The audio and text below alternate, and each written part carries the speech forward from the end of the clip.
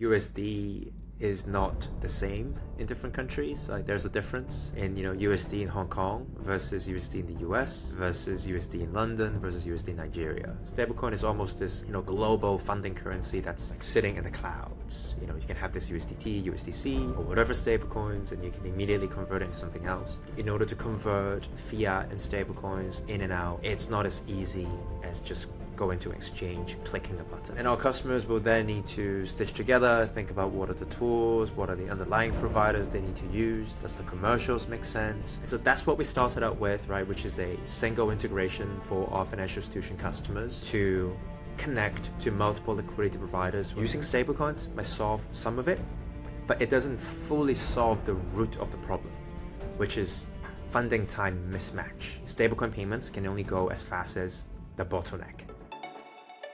Views are personal, not investment advice. This is Money Code. It's a show about stablecoins and agentic finance. I'm Chuk, Okpalugo. And I'm Parekh, and today we're joined by Jack Chong, co-founder and CEO of Checker. Checker is a stablecoin liquidity network for FIs. They recently raised $8 million, processed over $3 billion the last 12 months. Welcome, Jack, to the pod. Maybe Jack, for just folks who don't know, just maybe if you can orient them, just like, what is Checker, what you guys do, who are the customers and the pain point, and would love to get into it. Yeah, so thank you, Raj. Thank you, Chuk, for having me on. So the stablecoin ecosystem, and actually the same as digital assets, is very fragmented by use cases, fragmented by the market, the different regions. And so it makes it really clumsy for financial institutions to embed stablecoins and crypto into their existing stack and product offering. What Checker sets to do is to unify this fragmented market landscape that we see. And we work with regulated financial institutions, and we give them the building blocks where they can launch FX, payments, and credit product via a single plugin to the Checker network and via our APIs. So, our customers are traditional FX banks across Brazil, London, South Africa, B2B cross-border payments companies in the US, in Hong Kong, in Asia, to consumer neobanks, across Latin America, Africa as well. We don't work with businesses, merchants. We don't work with consumers, so we're very strictly, financial institutions only. Awesome. And so let's take one of those financial institutions. Let's say you were a bank in Latin America.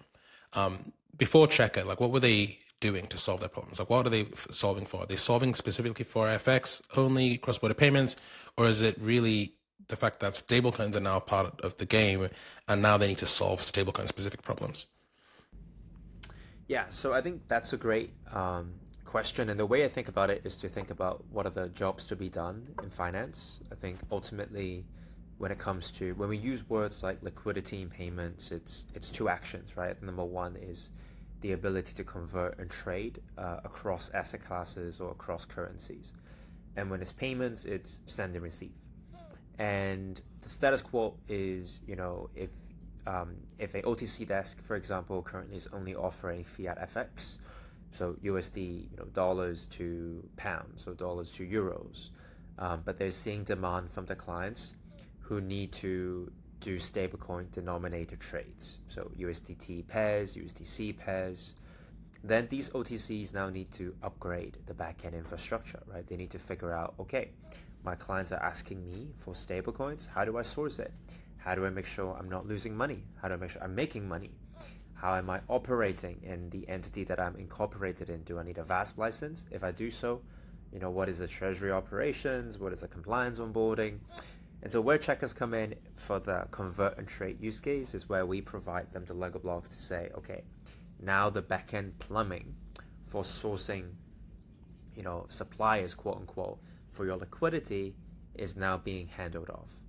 On the other side, where you have send and receive, is where we see PSPs and banks just generally status quo is using correspondent banks.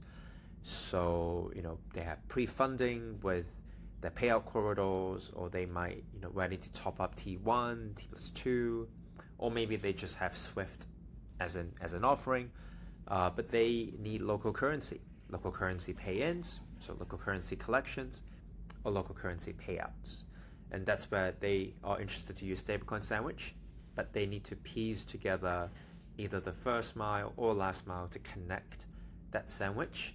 And for them, the reason why they like the sandwich is because, you know, it's lower pre-funding and it's a more lean way for them to scale globally without, you know, necessarily going after jurisdiction after jurisdiction, correspondent after correspondent. Okay, so I like how you broke that down. So there's the kind of the trade, the convert kind of use case, and then there's sending. And I think we haven't broken it down in that way, and I really like it. So I'm going to use that as we think about the pain that kind of like the LATAM bank has to go through.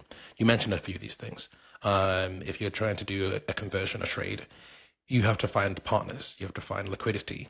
They are now all over the world. Then there's the kind of compliance setup, and there's the if integrating it into your systems. And then they said the same for the payment side. You've got to connect the different providers, and then make sure that you're onboarded with licensing, and make sure that you can pass along the right information. And so it sounds like there's a lot of work to kind of participate in this new market. And so then maybe talk about how Checker makes that easy. Like, what do you guys do? How do I interface with it? There's the API side you mentioned, but what do those kind of instructions look like? Yeah, so our users are usually people who run treasury, people who run trading, or people who run payments operations at these financial institutions. And they are tasked to figure it out.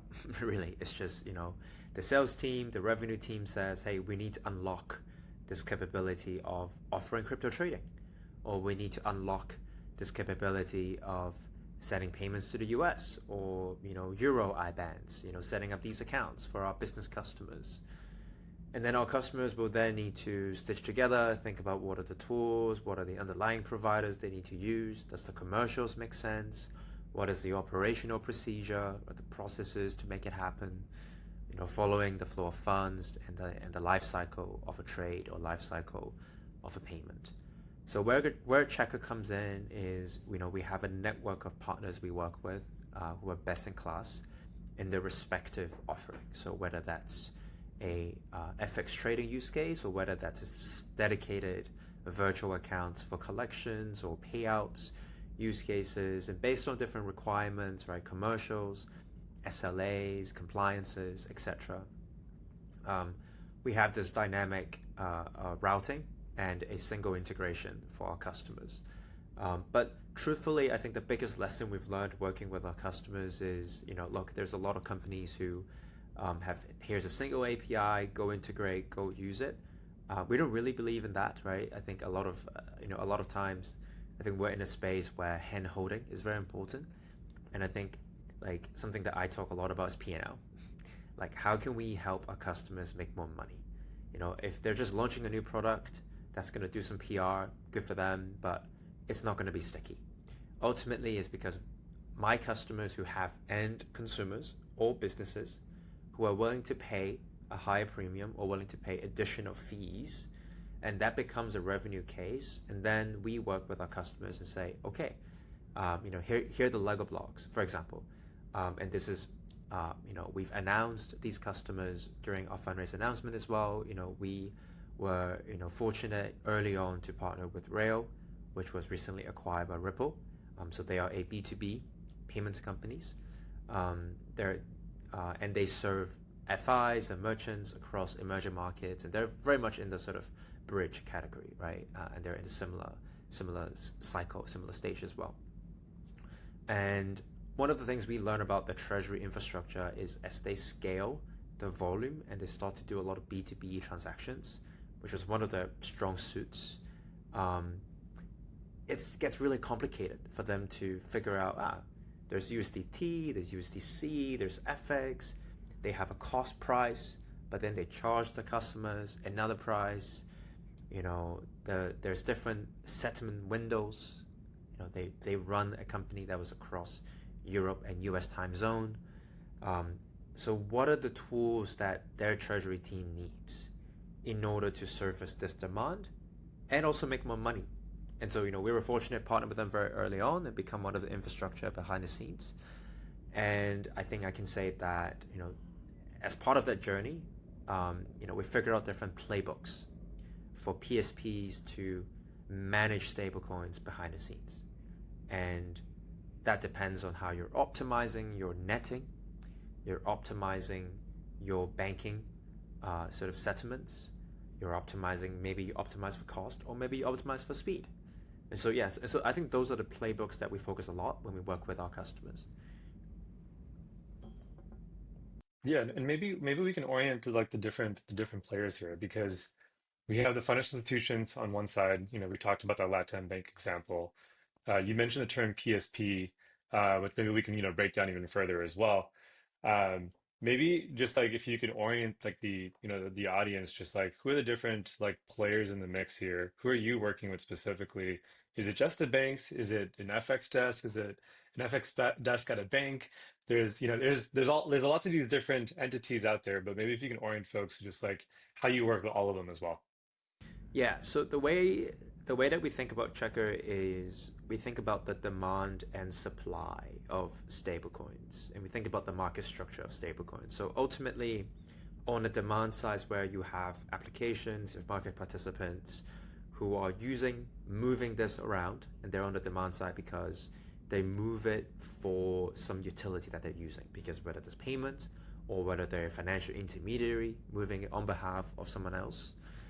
And then on the supply side is where you have issuers themselves, right? They mint and burn stable coins.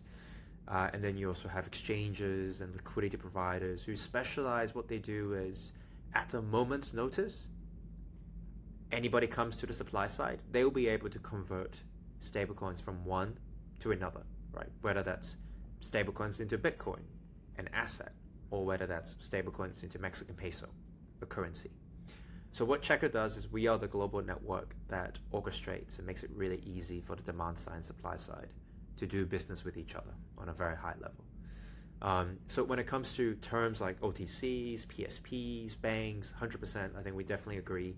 They're used interchangeably, and the way I think about it is just define them by function. So what is the core product that drives the P&L? And I love making my customers money, and so that's how I think about it. An OTC desk makes money by trading volume and netting flows, and they might even take a little bit of speculation, speculating on the underlying asset going up or down.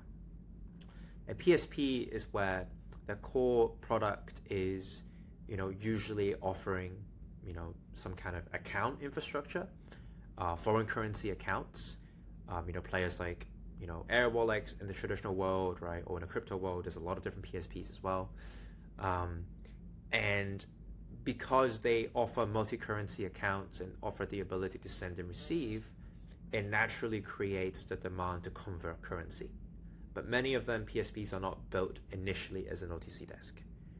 They might internally have a trading desk, but it's because they have a lot of demand for, converting different currencies.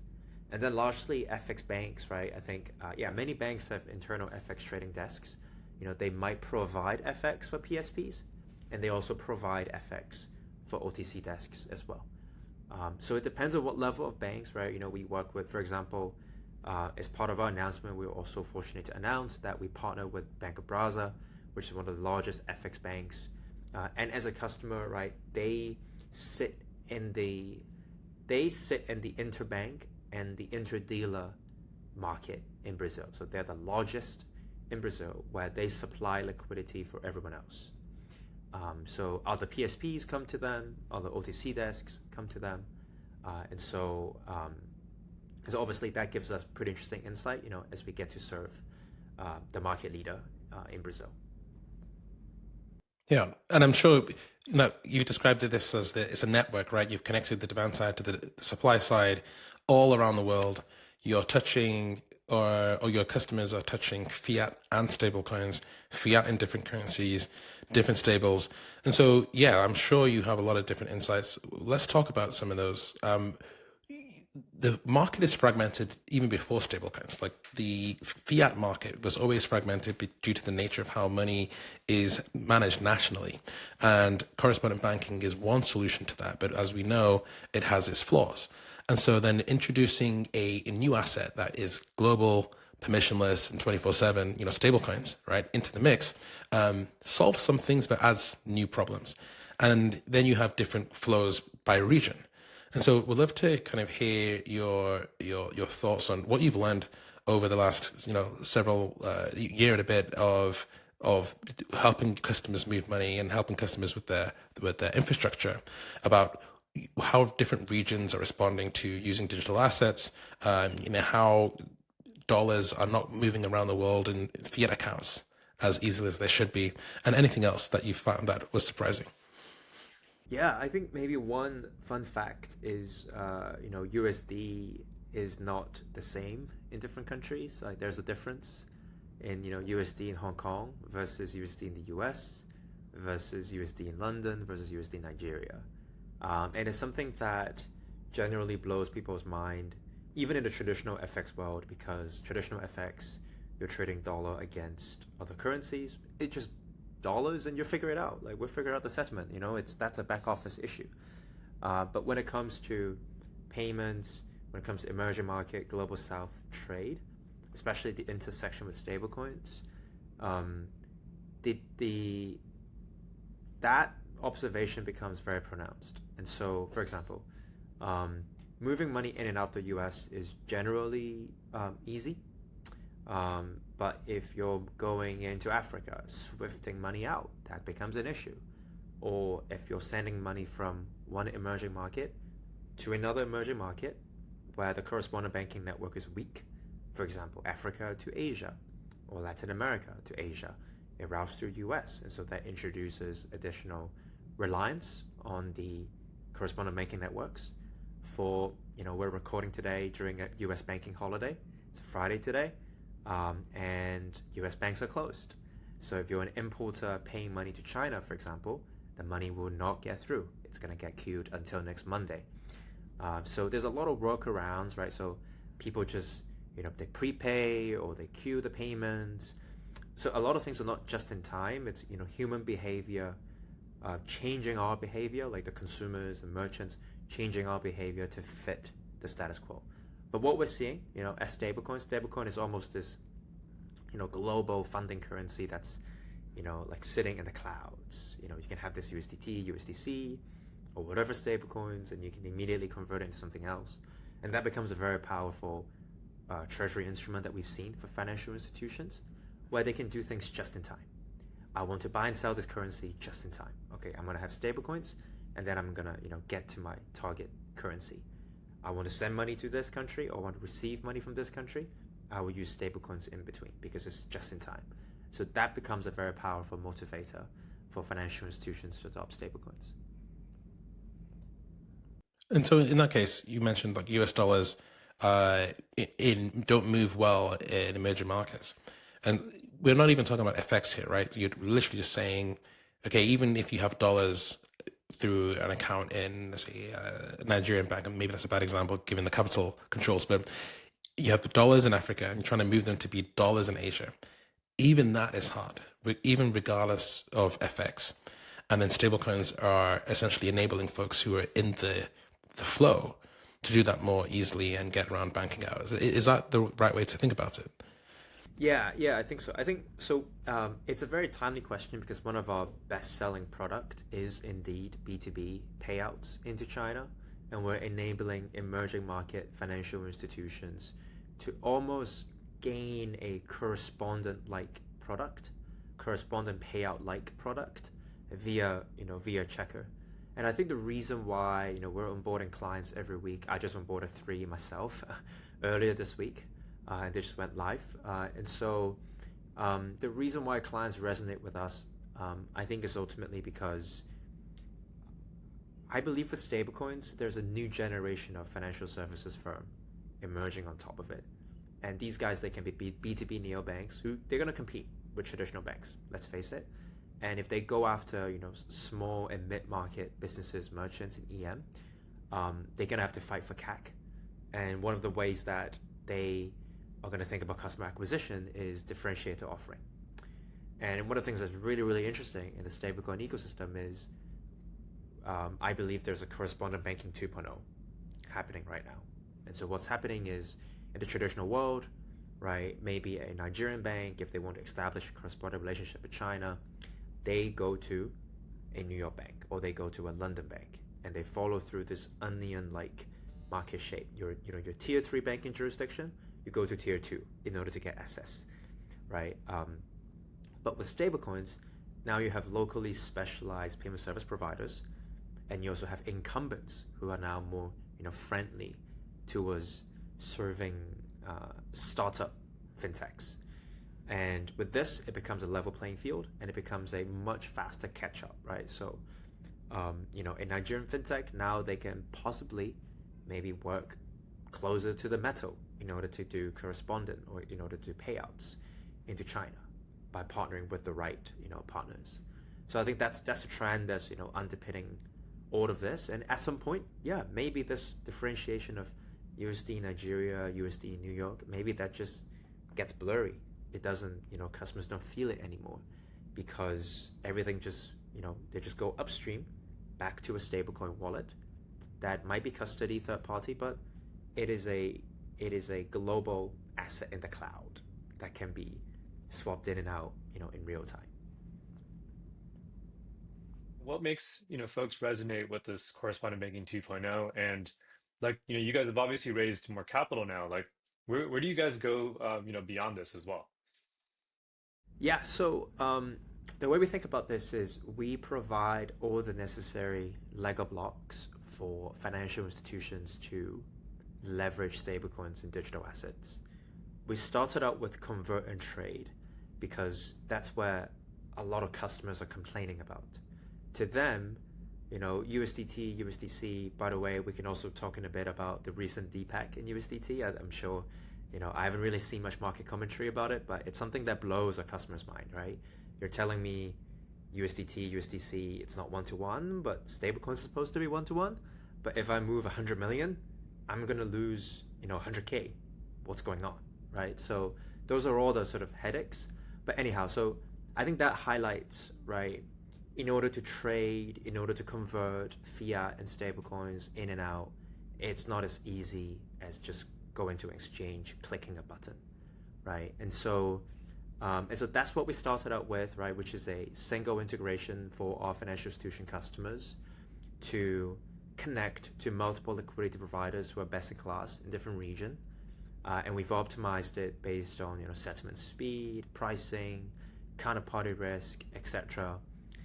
And then the next thing that customers talk to us is, hey, we're converting the money because we're funding an account somewhere, or we need to collect it somewhere and then we're buying stablecoins, or we have stablecoins and we're selling it because we need to do payouts somewhere. And so a very natural extension is, okay, so then they come to us, and then Checkr as a network, as a platform, evolves into this correspondent banking 2.0, right? For example, one lens of it is the Global South trade corridor. Customers who are buying, financial institutions who are buying stablecoins because they're pre-funding someone, or they're funding, or they're doing payouts somewhere in Asia, and then they're like, okay, can you do the last mile for me as well, or can I just have everything streamlined? And that's where our product comes in, right, for the whole life cycle of a payment. And what do you have, you mentioned earlier at the beginning, you're thinking also about credit and like other, features or functionalities or jobs to be done on top of that. You mentioned it's like a natural extension. Once you start with there's converting for a reason, and then, you slowly start to expand. Maybe talk about the kind of the demand you're seeing from customers and where you can fit in, given that you already have this network and all this information and insight. Yeah, so, as Raj mentioned earlier in the podcast, within the first 12 months of the launch of our business, we did more than 3 billion of cumulative TPV. On an annualized basis, currently we're doing around 8 to 10 billion. So we're growing massively. And with this, it comes with very interesting patterns and data that we're seeing across our customers. And I think one of them is definitely, and as you can probably tell, we're all nerds about, money plumbing and money code, right? As the name of the podcast suggests. There's a lot of pain points around managing a balance sheet that is a mix of stablecoins and fiat currency. Financial intermediaries are ultimately in the business of fulfilling obligations. They have obligations to the customers to move the money around, and they have obligations to the providers to send them the money, to make some pre-funding, right? A lot of financial intermediaries ultimately are passing money around, but they're taking some level of risk, and timing risk, currency risk, compliance risk. So as they manage this risk, many of them have a lot of float, right? And so I think one of the things that has been pretty common, and this is well known in the industry now, is large remittance players like Western Union have a lot of float being locked up with the local agents who do the payouts. And that's not just a problem for a large, money transmitter like Western Union. There is a lot of different, mid-market, medium-sized financial services companies that are cross-border FX, international payments, who face a similar issue. And using stablecoins might solve some of it, but it doesn't fully solve the root of the problem, which is funding time mismatch, right? Stablecoin payments can only go as fast as the bottleneck. And very often the bottleneck is SWIFT delays, or if there is a certain country local currency transfer does not support RTP, like Colombia, for example, or you have foreign currency transfer within a country, transferring USD from one Singapore bank to another Singapore bank, you have to route through SWIFT. You have to route through US banking system. And so those are things that generate a lot of demand and pain point of managing float. And naturally what we've seen is, okay, customers are now asking, hey, is there a way where lenders can specialize to offer settlement financing? And I think that is a very interesting asset class, right? And that's something that already has evolved as an established asset class for large remittance players. But we're seeing that with the adoption of stablecoins, there will be more borrowers coming up. And as crypto capital comes in, as also just general private credit, private lending comes in, that gap can be filled. And and that's something that we're very active working with customers. With the data assets that we have, with the workflow that we have, with the commercial understanding of why is a PSP managing a flow in a certain way? Why do they need to borrow money? Does it even make sense to lend them money? What would be the risk of lending them money in order to, fill that float? And I think that's something super interesting. And the way I look at it is, look, we start with convert and trade. That leads us to send and receive. And then that gives us the flywheel to do, borrow and lend. And there are other jobs to be done that, currently we're not doing anything, but super interesting to us, right? Spend, like card issuance. I know that you guys have, a couple podcast episodes with founders in that category. We're not doing anything there. It's very interesting. We haven't seen demand just from our segment yet. And then also save and invest, right? Like as more of these plumbing gets built, in the stablecoin space, we talk a lot about volume. But what's the opposite of volume, right? Volume is monetizing money in transit. Is there a way to monetize money at rest? Generating yield, perhaps, Raj working with Monad, right? With the yield offering. That's very interesting. And that's something, and I think that's where customers will pull us forward. And as time goes on, we'll evolve to become a, multi-purpose network with different pieces of the Lego blocks that we can provide to our customers. Yeah, I think that's a really interesting point where it's because the end users are not all purely staying on chain naturally, right? A lot of this stuff is being originated in fiat and they're using stablecoins as a way to move liquidity around. Then you naturally create gaps. So even though you're using stablecoins to solve an existing problem and solving that well, we're creating a new need, a new demand to solve what it sounds like is a settlement problem, a settlement timing problem. It's like, hey, like I know there's this thing coming in right now. I really want to make this other payment out. I can do it in stablecoins, but I need liquidity for, instead of it being 3 days or a week or a month, a few hours maybe. And so that's creating a new asset class. And there's a it's an increasing asset class. We've seen some companies starting to target that as well, and obviously given your proximity to the payment flows, it's obviously a natural extension for you guys as well. And one thing you mentioned earlier, which kind of wanted to dig into a bit, is some of the customers are just trying to move assets around. Sometimes it's USDC, sometimes it's USDT. Can you maybe help us understand, when it is one for one? You mentioned the USDT DPEG. When does a DPEG happen? When a firm as large as Tether, like I think people can, especially with the attestations, folks will think, well, is this backed? And if it's not backed, they're making enough profit to cover it. So it's solvent. But then the solvency is a different thing to what drives the peg. And the pegs are very often local as folks are moving from one asset to another. Maybe you can just describe in a bit more detail what's happening there. Why is going from USDC to USDT not one for one? Or when is it, when isn't it? And how are firms who are trying to make life easier for their customers handling that? Yeah, so I might even just share my screen and share with you the real-time pricing right now. So the USDT USD pricing is, as you can tell, right now 99.89. So that's 11 basis points away from par.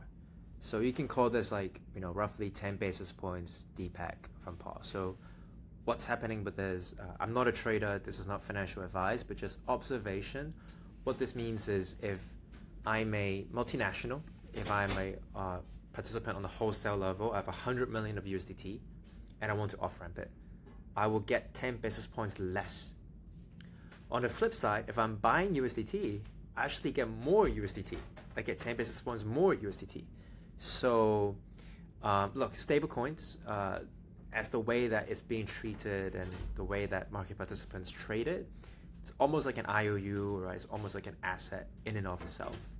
And USDT is one where I think minting and redeeming is probably there's some friction added to it. And the way I think about the stablecoin market structure is basically like an onion shape, right? You have the core, which is the issuer. You have the primary market, which is the people who have mint and redeem assets.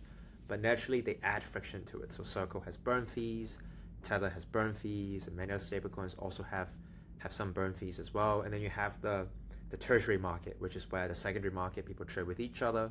OTC, they trade on the order book, they trade on apps, etc. And stablecoin DPEGs, or going below 1, generally correlates with the bear market from what we've observed. So when Bitcoin goes down, people, what I think my hypothesis is, people sell Bitcoin, they get USDT, and then they sell USDT to get USD because they're leaving the market, they're leaving the whole crypto system. And vice versa, right? When Bitcoin is going up, a lot of money goes in, USDT trades at a premium. It trades above 1 because they want to buy Bitcoin, for example. And USDC is a slightly different story, right? And so I think this mint and redeem dynamic and this sort of feed, the fact that this trade above 1 or below 1, it is a bit of a headache, which introduces complexity. It is a risk for the ecosystem. It's also opportunities, right? There's a lot of OTC desks who arbitrage, who make money off it, but there's different pricing structure. People treating it as 1-to-1, people treating it as not 1-to-1. A player like Stripe or Bridge, if I'm using Stripe for crypto, they price it differently versus if I do, maybe it's dLocal or maybe it's Coinbase pricing it. And I think, it's a very timely question, Chuk, because of OpenUSD. So Stripe recently announced the consortium of stablecoins that they will launch together with a list of partners. And one of the things they mentioned, I believe, is the issue of the mint and redeem fees. So I think it will be very interesting to see what's going to happen. I understand why stablecoin issuers add redemption fee. They make money on the NIM. They make money on the on the circulating supply, and obviously they don't want people to redeem. So there's a natural tension. I'll be very curious if there's zero redemption fee, what will happen to a stablecoin? Right, because that's one thing that actually Jeremy Allaire mentioned it in his tweet when he was responding to OpenUSD, or it wasn't directly, but he was explaining to investors in Circle why it's it sounds like a good thing, and it feels like a good thing for customers to say, hey, look, zero mint redeem fees. But when you have a market where you have other stablecoins that have liquidity, and if you're the way that you can go from the stablecoin to fiat with no cost, then you end up being exit liquidity or the exit route for lots of other people's stablecoins. And so that therefore, even though you are doing a good thing, you end up with pressure on your stablecoin. And I think that's something that is only seen when you get to scale. And obviously, I'm sure Circle have seen that against Tether. And so it's just like one of these things that you don't see yet at the beginning until you get to a certain size, and then also until there's a crisis where people are trying to exit the overall on-chain ecosystem. So that's an interesting one to watch. And are there other things that you've seen? If you were to just hypothetically, what makes a good stablecoin liquid, or what makes a stablecoin successful in terms of how you're seeing optimizing across your network? What are the important things? What are the things that Tether has done, or that Circle has done, or that other people have done that have made them as liquid and as useful? And how easy is it for a different stablecoin issuer to to replicate that type of utility? Yeah, I think utility is a good word. Not all stablecoins are the same. I think USDT is a very its core utility is exchange trading, and as a result of it, and for path dependency reasons, other applications get built on top. But we can clearly observe DeFi is not dominated by USDT, right? So there's clearly a division of use cases, a division of work. Versus USDC, it's not so much in emerging market, not so much, for example, in Argentina, where you can go to a Cuevas and exchange USDT for cash. You cannot really do it as easily with USDC. But USDC dominates with, we see, and I think these are public announcements of partnerships, right? Traditional fintechs, payout networks, tunes, right? Or remittance companies using USDC for the internal treasury. So I think there's a division of work, and then sort of, number 3, number 4, what are the other players? I think in order for them to grow, they will probably have to pick a lane. Like, what is the ICP? What is the use cases? How to differentiate against others? From the Checker side, I think 80% of our transaction volume is roughly USDT, and it's USDT on Tron. And it's understandable because many of our financial institution customers, they are intermediaries, right? They're emerging market intermediaries, and they would just go where is the most liquid. If they're on the demand side, they would just use what the supply side wants. And it's a very interesting equilibrium because the supply side will also just use what the demand side wants. So it becomes like a self-fulfilling prophecy, right? But we definitely see USDC growing now as a more trustworthy institutional use cases, whether that's for, we have recently international aid use cases. We also have, traditional PSPs who, much prefer the USDC dynamic. USDC doesn't really have a high scale DPAG, right? It's not as, volatile with the USDT market. So USDC is also fine, right? So I personally probably would not want to build a stablecoins myself. I would not want to be a stablecoin issuer myself.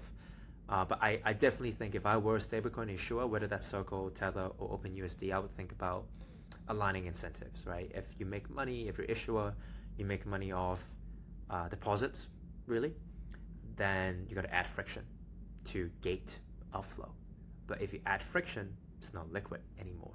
So would a player like Circle need to diversify into maybe transactions fees business, or maybe SaaS fees business, or building out networks, which I think is what Circle potentially might do.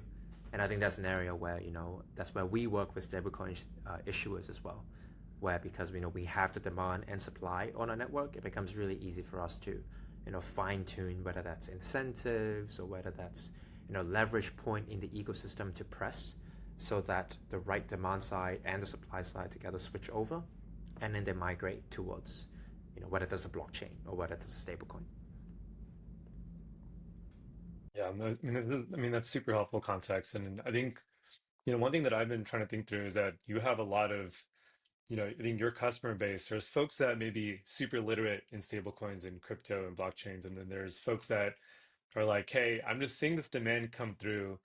But like Jack Checker, like help me make sense of all this, right? Like how do you see the the corporate treasurer who's like hearing it from internal like their internal teams like, dude, go figure out USDT, go figure out USDC, and them having to like learn this market structure of like, wait, dollars before were already different across all these markets like you've talked about before, from like US, Africa to London. Now you're telling me there's USDC, T, potentially more, even further fragmentation as well. Like how are you able to, one, explain that to them? And like what do you think is like more of like the barriers to entry where we see this market expand even further? Because we do need these entities to come into the market in order to expand the overall pie here too. Yeah, so the way I think about it again is P&L. It's like, okay, you're a financial institution. You're thinking about leveraging stablecoins, and let's go back to what is the customer asking you for? Are they asking you for a crypto wallet so that they can, deposit, withdraw, convert crypto within your app? Or are they just asking for a better cross-border payments experience? And starting from there, then we look at what are the tools in the toolbox. If it's a native crypto trading, app or a sort of retail-facing neobank use case, then I think a lot of neobanks are thinking about how can they attract more deposits, and that becomes an easier use case, right? So many of them, they don't want withdrawals, which is understandable. They don't want people to withdraw via crypto because it's too fast. It increases your outflow. And so if it's deposit, then the mindset is really just accept as many assets as possible, and then just convert it into whatever funding currency on the back end for the neobank. So fortunately for that case, right, if you're a treasurer working in a neobank, you're just gotta optimize deposits. That's really it.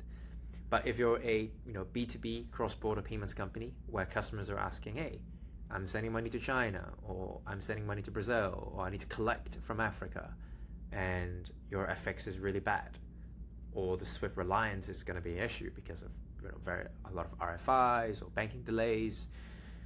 And I think that's where stablecoin sandwich specifically can as one of the tools in the toolbox, but it's not going to solve everything, right? And so I think that's where, going back to the success metrics, okay, are you optimizing for the are you optimizing for the speed? Are you optimizing for the cost? And then also like understanding what is the chain of dependencies in the stablecoin landscape, right? There's a lot of logos, a lot of different, companies in the space. Who are they using behind the scenes? If things go wrong, what is the level of dependency?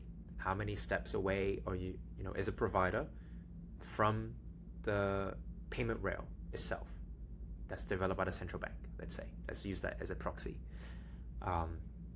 And if we measure those success metrics, I think everything else becomes a little bit easier, because, I think what we've seen is a lot of demand. Ultimately, customers are not natively asking, we need USDC, we need USDT. A lot of times, these are just things for the demand side and supply side to figure out, depending on the pricing. A lot of times it's pricing, and pricing is pretty efficient these days. It's not like, you use USDC is going to be cheaper, or use USDT is going to be cheaper. Kind of more or less the same. It just depends on, where the market fluctuates. Is there a dynamic of this, spot rate going up and down? Or do you just fix your contract at a certain price? I guess finally, Jack, here, what have you learned from like a business or like founder and entrepreneurial perspective that it came as a surprise to you? I think we've kind of talked through all the mechanics of cross-border payment flows, treasury payments, and so on. But you've also been on this founder journey where you've had an idea, you've experienced, these pain points, and then you've gone out there and actually tried to like make a change into the world. I'm so always curious to hear from founders on, what have their takeaways been on the actual arc of entrepreneurship. Yeah, I think especially in what we do in the stablecoin space, I think showing up matters. And what I mean by that is, I think in our space there's a lot of hypothesis and theory, from SF engineers in New York, cafe goers. Hey, let's put a crypto wallet. Stablecoin is going to solve everything. Awesome. But a lot of the insights in market structure is very, very local, right? Like just before this, I had a call with one of our clients in Africa, in the Francophone West Africa, who was walking me through his sort of small to medium merchant clients who just all use cash, and it's just, to them it's just, hey, I pay you some cash, magic money appears on the other end, just help me solve it. This insight, I don't think gets serviced a lot in English media or in the crypto community or even in stablecoin fintech media.